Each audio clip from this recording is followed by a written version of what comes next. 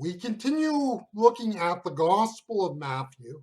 We find ourselves in chapter 8, and you may have noticed that we have moved into a new section of Matthew, which we have entitled The Fanning of the Kingdom. And in particular, in this section, we're talking about faith flowing. Matthew chapter 8 and verse 3. Reading from the Revised Standard Version. And he stretched out his hand and touched him, saying, I will be clean. And immediately his leprosy was cleansed.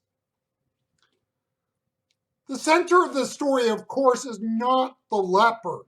The center of the story is Jesus. One of the striking things about Jesus' healings are how simple they are. Jesus does not have to gather together a number of things and then make a healing potion. He does not even have to get the attention of the people around him so they can see a miracle is going on. Hey folks, we've got something over here. We need you. He doesn't. Jesus' style is simple and unassuming. He reaches out and touches him and then tells him, be healed. And it's easy to read the story and miss what is not there. The fact is that people do not always want the simple touch. In essence, you read this healing and you cannot help but ask, is that all there is to it? There is a good Old Testament example of what we are talking about. In 2 Kings chapter 5, we have the story of a Gentile who has leprosy. Naaman was a military leader and confidant to the king of Aram. In other words, he was a powerful and mighty man. The servant of his wife was a young Israelite lady. It is this young lady who pushes him to ask for help from the Israelite prophet Elijah. You see, this man had leprosy. In verse 10 of this chapter, Elijah tells him to go wash in the Jordan River 7 times and you will be set free from your leprosy. The problem, of course, is that this man has no desire to do something this simple. In fact, there are good rivers where he lives. The key line for us is verse 10, where Naaman's servant says, if the prophet had told you to do some great thing, would you not have done it? My feeling is that this attitude has not changed over the centuries.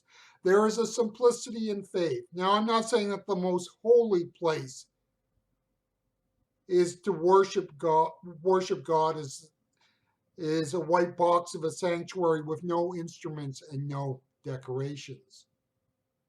I'm decidedly low church in my affections, and I'm not talking about justifying my beliefs. I am saying there's an ever-present danger that we are not satisfied with faith alone. And the work of faith, we want to make some contributions of our own. We want our effort to be a part of the solution. You see, when it is faith alone, that is the answer. It means I must fully trust in him.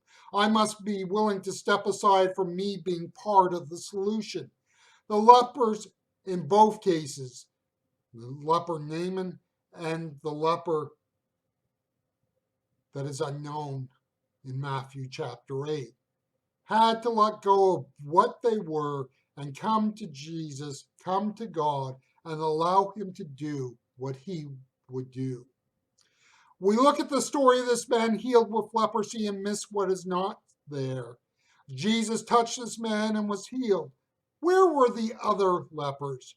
Why was this the only one healed? Did not the other lepers want to be healed? Look at the church you are in or the greater Christian community you're in. Why is it that you have grown and developed in the faith while others have never developed at all? They've had the same church experience of you, the same Bible, and the same God.